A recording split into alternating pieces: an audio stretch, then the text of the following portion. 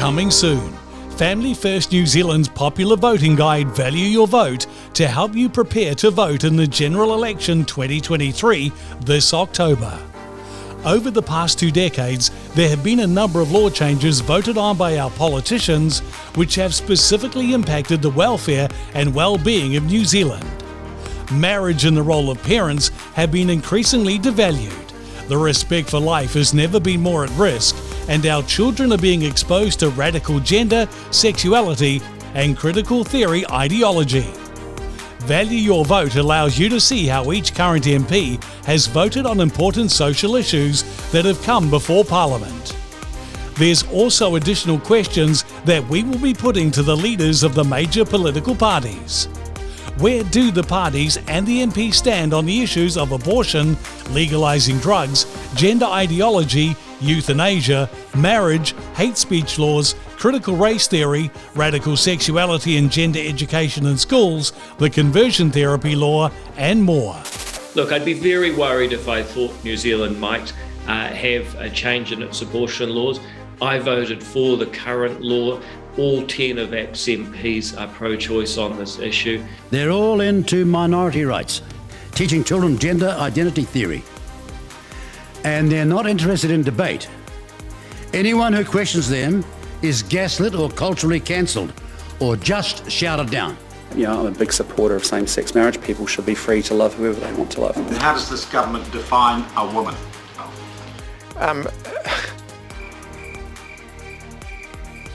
To be honest, Sean, that question's come slightly out of left field for me.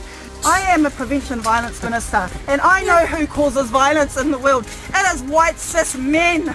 I am pro-choice, I'm pro-freedom. I want everybody in this electorate to feel like they can have choices over those fundamental human rights.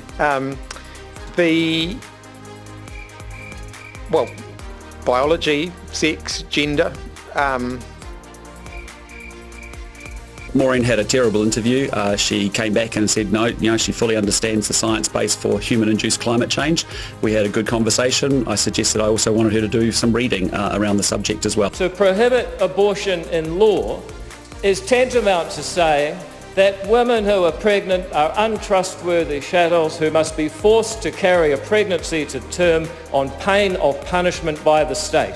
It's really important that we have free speech, and that means that we have to defend people's right to free speech even if we disagree strongly with what they're saying. What concerns do you have with Posey Parker coming to New Zealand and speaking? Look, I mean, it's just that I just don't agree with her views, from what I've read. We have said that we will not change our abortion settings, and we believe in increasing access to health for New Zealanders, and this is a health access. I personally regret that end-of-life choice still excludes some people who deserve to be included. And I think in time, now that all the naysayers have conveniently disappeared because none of their fearmongering was true, we will expand the End-of-Life Choice Act.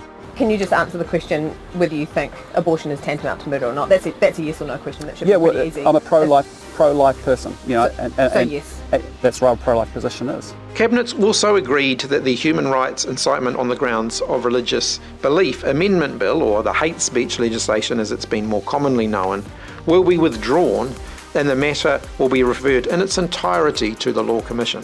Is there a possibility that you will not introduce hate speech law? I do think, look, if there is a way that we can introduce laws in New Zealand that give effect to our domestic conditions here that work for us, then we must be bold enough to try. I think the idea that we're going to have a very vague hate speech law, remember, the government in its cabinet paper says it can't define it. The proposed definition, I would say, is if anything more confusing than the one we have now, and then put a penalty of 3 years. That's a harsher penalty than we have for male assaults, female assaulting a child. Newsub asked his stance on legalising cannabis. I'm against that. End-of-life choice. I'm against the reforms. And abortion. Those are issues where I personally am not up for the reform. I take a massively positive message. You saw even the really perversely named Say No to Dope campaign. I'm sorry guys, cannabis still exists. Well done. My clinical observation over many years of practice is that legalising cannabis is not a good, safe and healthy thing to do. So it's my my personal and professional opinion as well. I see the drug-related harm that we deal with in our communities every day, including from cannabis, but I also see that some of the things we do to combat that actually make the situation worse rather than better. I started thinking I'd probably vote in favour of it, but actually there are some compelling arguments against it. My faith is a very personal thing. It gives me centre, sort of mission, it gives me mission and purpose. To say that the Labour Party continues to support women in New Zealand to be able to access abortion services and to have reproductive rights. We passed the legislation. It was a government bill. Luxon says he wouldn't touch New Zealand's abortion laws if elected. You have blocked your caucus from members' bills on abortion. It won't be happening under my government. Voting according to our values is the greatest freedom and privilege we have. But we need to know what they value before we cast our votes. Watch out for Value Your Vote 2023 coming soon. It could be the most important document you read this year.